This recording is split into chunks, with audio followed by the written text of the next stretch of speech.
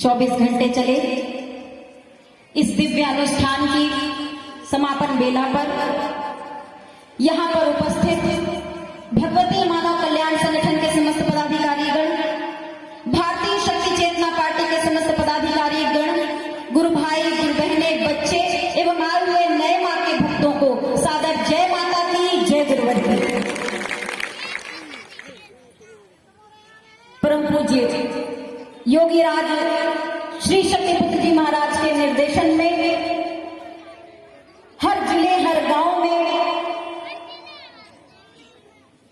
हर घर में इस तरह के आयोजन किए जाते हैं। 24 घंटे के अखंड श्री दुर्गा चालीसा पाठ के क्रम, माता आदि शक्ति जगत जननी जगदम्बा की आरती के क्रम,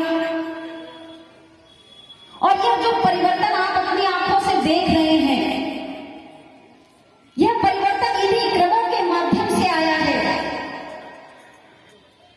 यह परिवर्तन इसी साधना के माध्यम से आया है, क्योंकि इस साधना में परम पूज्य योगी राज श्री शक्तिपुत्र जी महाराज ने अपने यज्ञों के माध्यम से, अपनी तपस्या के माध्यम से, अपनी ऊर्जा शक्ति के माध्यम से, अपनी चेतना तरंगों के माध्यम से इस साधना क्रम को इतना चैतन्य कर दिया है कि जो भी व्यक्ति नशा मुक्त, मांसाहार मुक्त, चरित्रवान जीवन जीते हुए इस साधना क्रम को अपने जीवन में अपना लेगा, उसके जीवन में सकारात्मक परिवर्तन आना सुनिश्चित है। वह धर्म के मार्ग पर बढ़ेगा अवश्य। और इसी साधना क्रम के माध्यम से सभी कार्यकर्ताओं की मेहनत से गांव-गांव, घर-घर जाकर के मां के दीप जलाए हैं, लोगों को मां की साधना से जोड़ा है। लोग कहते हैं परिवर्तन कहां है? हमारी नजरों से देखिए, पूरा समाज बदल रहा है। एक अलख जग चुकी है धर्म की रक्षा की, मानवता की सेवा की और राष्ट्र की रक्षा की। शब्द कभी समाप्त नहीं होते, शब्द कभी नष्ट नहीं होते, क्योंकि शब्द को ब्रह्म कहा गया है। और शब्द में वह ताकत होती है कि किसी भी समाज को दिशा प्रदान कर सकते हैं।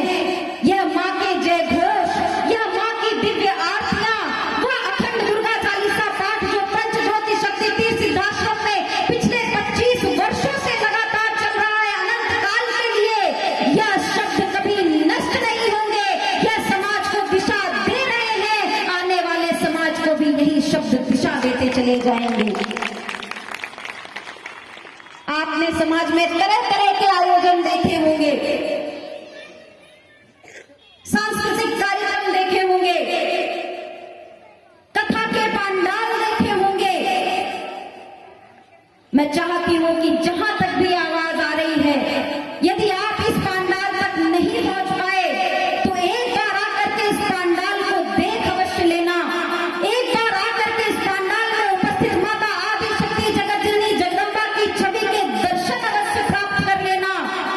जो शांति, जो अनुभूति, जो आनंद, जो तृप्ति, जो आशीर्वाद आपको मां के चरणों से प्राप्त होगा, मुझे विश्वास है यह जो क्रम आज आप यहाँ पर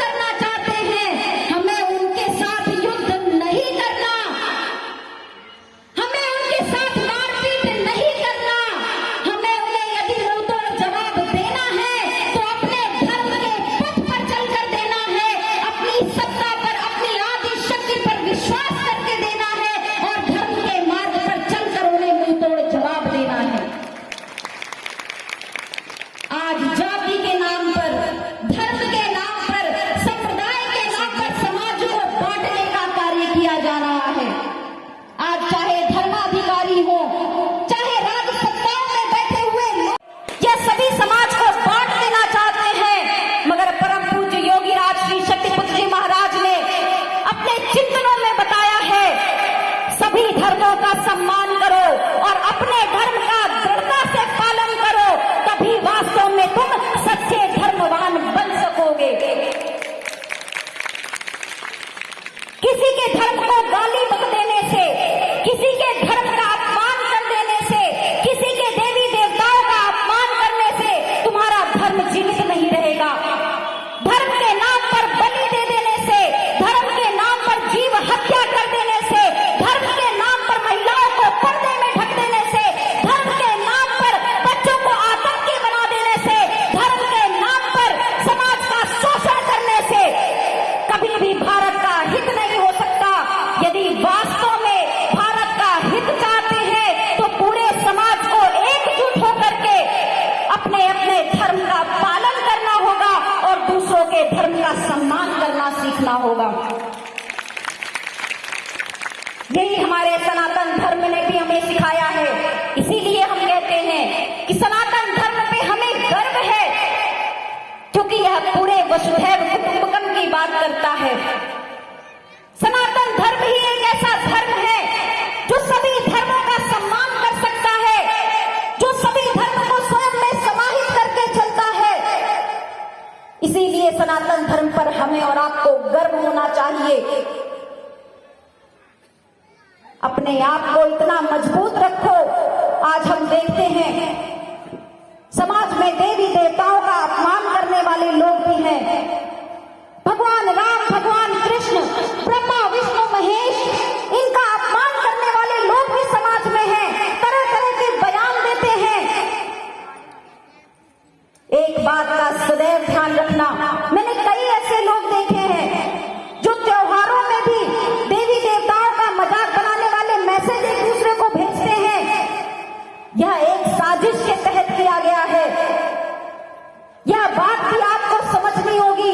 इस बात पर भी आपको विचार करना होगा कि केवल सनातन धर्म के लोगों पर ही, केवल सनातन धर्म के देवी देवताओं पर ही ऐसे चुटकुले क्यों बनाए जाते हैं जिससे उनका अपमान होता है। दीपावली में जो पटाखे बेचे जाते हैं उसमें उन पटाखों में देवी देवताओं की छवियां क्यों लगाई जाती हैं? देवी देवताओं के नाम पर बम पटाखों के नाम क्यों रखे जाते हैं? यह साजिश के तहत किया जाता है। जिस पटाखे पर, जिस बम पर लक्ष्मी माँ की फोटो बनी होती है, उसे एक सनातनी हिंदू ही अपने हाथ से आग लगाता है और उस फोटो की धज्जियां उड़ा देता है। यह साजिश के तहत हिंदुओं के देवी देवताओं का अपमान करने का प्रयास किया गया है। इस पर भी हमें और आपको आवाज उठाने की आवश्यकता है। बहुत हो गया। बॉलीवुड के माध्यम से देवी देवताओं के अपमान करने की कोई कसर नहीं छोड़ी गई। मंदिरों में अपराध होते हुए दिखाया गया पिक्चरों के माध्यम से। इन अभिनेता और अभिनेत्रियों के माध्यम से एक विशेष धर्म, हिंदू धर्म को अपमानित करने का प्रयास किया गया। पिक्चरों के माध्यम से, बयानों के माध्यम से देवी देवताओं का मजाक उड़ाने वाली मूवीज बनाई गई।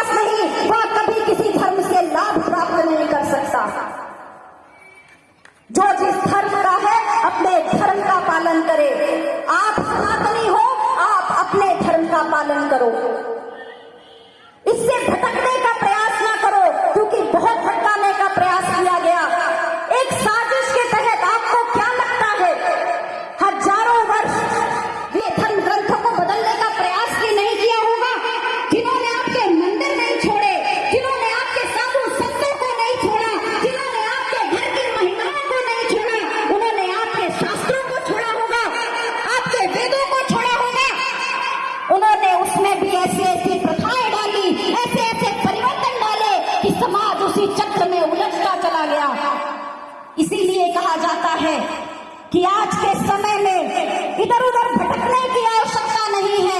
अपने आत्मग्रंथ को पहचानने का प्रयास करो, अपने आत्मग्रंथ को पढ़ने का प्रयास करो और वापस चलो उन ऋषियों मुनियों के मार्ग की ओर।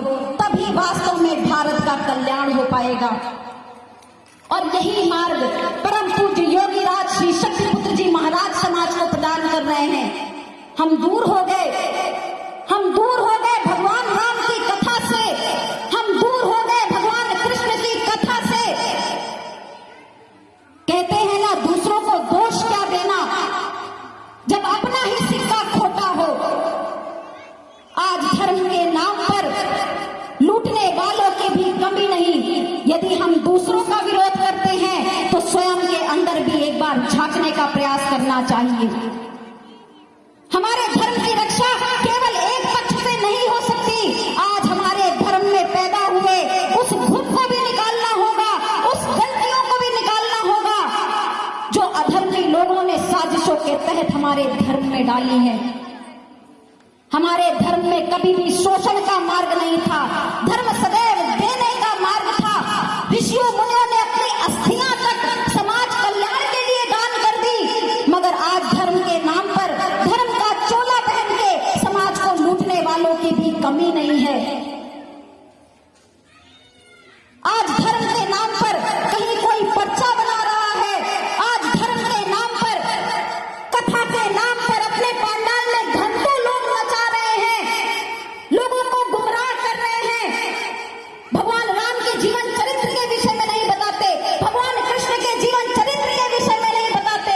आधे से ज्यादा समय उनका मान सम्मान प्राप्त करने में या कि नाच रास रंग के गानों में और इन सब चीजों में निकलता है। जब आवाज उठाई जाती है तो कहीं ना कहीं चुपती है आवाज, मगर सत्य की आवाज हम हमेशा उठाते रहे हैं और आगे भी उठाते रहेंगे। अगर वास्तव में भगवान राम की कथा को जैसा है वैसा वर्णित किया गया होता, भगवान कृष्ण के चरित्र को जैसा है वैसा वर्णित किया गया होता, तो आज समाज भटक ना रहा होता। मैंने अभी एक कथावाचक की बात सुनी। वह कह रहा था कि एक व्यक्ति उसके पास आया कथा कराने के लिए, बोला हमें भी अपने घर में राम जी की कथा करानी है, हमारे घर में रामायण पाठ कर दीजिए। उसने बोला अच्छा, कोई बहुत बड़ी बात हुई है कि किस उपलक्ष्य में आप राम कथा कराना चाहते हैं? बोलते अभी 2 दिन पहले कोर्ट से एक केस जीत कर आया हूं, इसलिए राम कथा करानी है।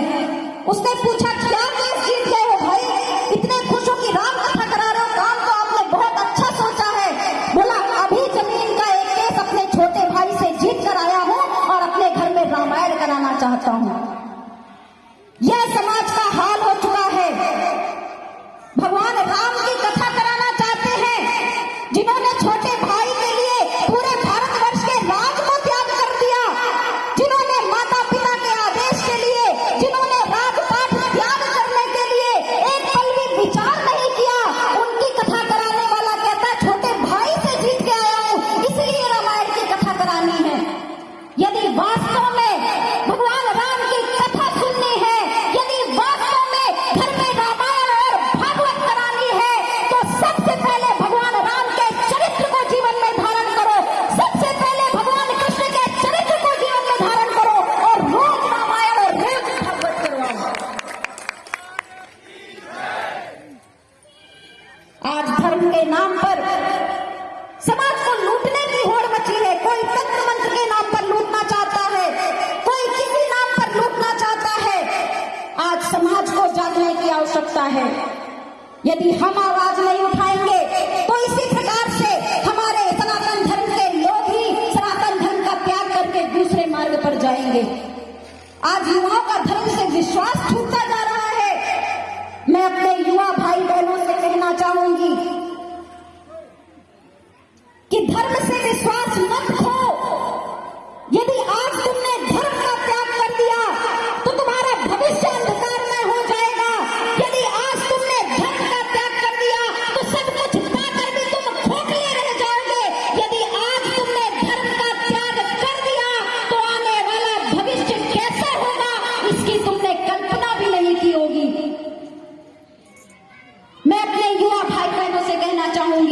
अपने जीवन को दिशा धारा दो, नशा मुक्त हो जाओ, मांसाहार मुक्त हो जाओ, चरित्रवान हो जाओ और फिर समाज कल्याण के लिए आगे कदम बढ़ाओ।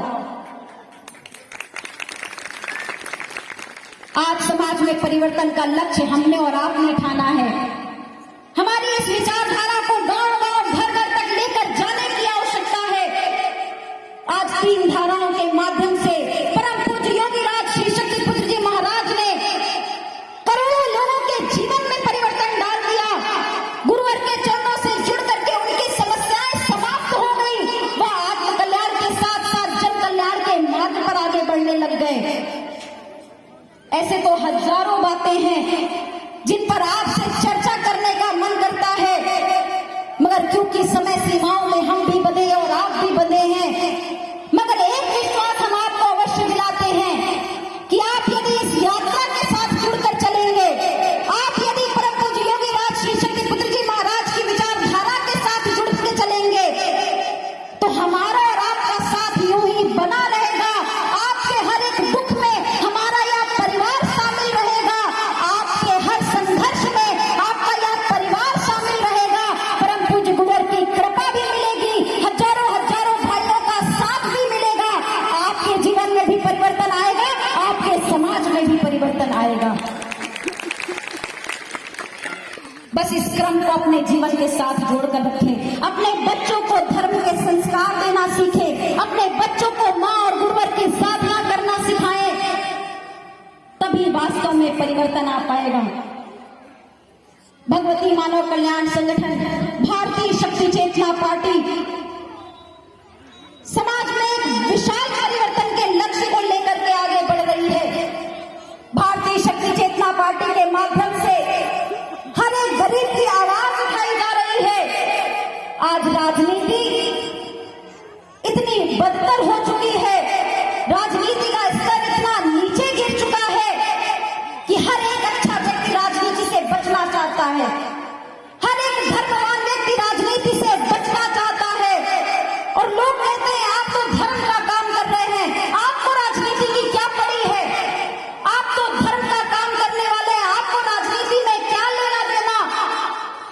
आज राजनीति धर्म से विहीन हो गई है, आज राजनेता धर्म से विहीन हो गए हैं, आज राजनेता अधर्मी हो गए हैं। इसीलिए धर्मवान लोगों को राजनीति में आके परिवर्तन करने की आवश्यकता है। आज भारतीय शक्ति चेतना पार्टी नशा मुक्ति की आवाज लेकर आगे बढ़ रही है। आपके ही क्षेत्र में मुख्यमंत्री आकर के 3-3 बार, 4-4 बार वादा करके जाते हैं कि हम आपके क्षेत्र को नशा मुक्त करेंगे, एक-एक क्षेत्र को नशा मुक्त करेंगे, मंदिरों के स्थानों को नशा मुक्त करेंगे, मगर हाल वैसे के वैसे बने हुए हैं। कोई भी परिवर्तन नहीं हुआ, बल्कि और सरकारी ठेके खोले जाते हैं, अवैध शराब की खेपें गांव-गांव तक पहुंचाई जाती हैं, भाइयों बहनों को नशे का व्यापार कराया जाता है और नशे को घर-घर पहुंचा करके घर की दुर्दशा की जाती है। आज हर क्षेत्र में सुधार की आवश्यकता है। बेरोजगारी बढ़ती जा रही है, महंगाई बढ़ती जा रही है, महिलाओं पर अत्याचार बढ़ते जा रहे हैं, युवा भाई बहन डिग्री हाथ में लेकर के नौकरी की तलाश में दर-बदर भटक रहे हैं, किसान आत्महत्या करने पर मजबूर है, मजदूरों को उचित काम नहीं मिल पा रहा, फसल के उचित पैसे नहीं मिलने पर किसान परेशान है, आपदाओं से किसान परेशान है, बीमारियों से हर व्यक्ति परेशान है, न इलाज मिल पा रहा, न व्यवस्थाएं मिल पा रही।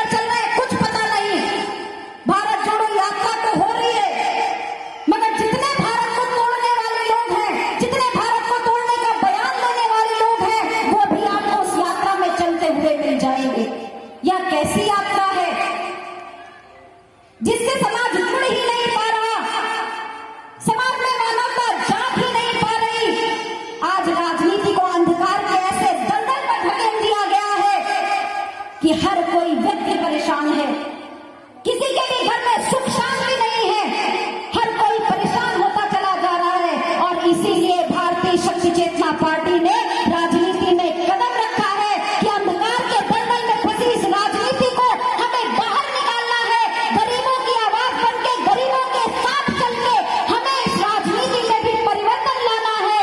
जब ईमानदार लोग राजनीति में आएंगे तभी वास्तव में भ्रष्टाचार को समाप्त किया जा सकता है, नहीं तो 75 सालों से काम चल ही रहा है और अभी भी समाज वहीं का वहीं खड़ा है। आइए हम आप सभी का आह्वान करते हैं, इन 3 धाराओं के साथ चल के आप भी समाज में परिवर्तन डालने का प्रयास करें। बहुत ही अच्छा आयोजन आपने अपने क्षेत्र में किया, बहुत अच्छी संख्या में महिलाएं परिवार का आधार होती हैं। मैं अपने भाइयों से भी कहना चाहूंगी कि अपने घर में महिलाओं का सम्मान करना सीखें। या आपके बच्चों को संस्कार देती हैं, या आपके बच्चों को जन्म देती हैं, या आपका घर बनाती हैं। महिलाओं का सदैव सम्मान करना सीखिए, क्योंकि आप आराधना भी माता आदि शक्ति जगत जननी जगदम्बा की करते हैं। अपने माता पिता का सम्मान करना सीखें, माता पिता की सेवा करना सीखें, अपने घर को ही मंदिर बना लीजिए और फिर देखिए कितना आनंद आता है उसी एक कमरे की भीतर जिसमें आपको अभी उलझन होती है, उसी 4 दीवारों के बीच में आपको वो महलों का सुख प्राप्त होगा यदि आपने अपने परिवार में सुख शांति और समृद्धि हासिल कर ली। तो आप सभी के घरों में सुख शांति आए। कार्यक्रम के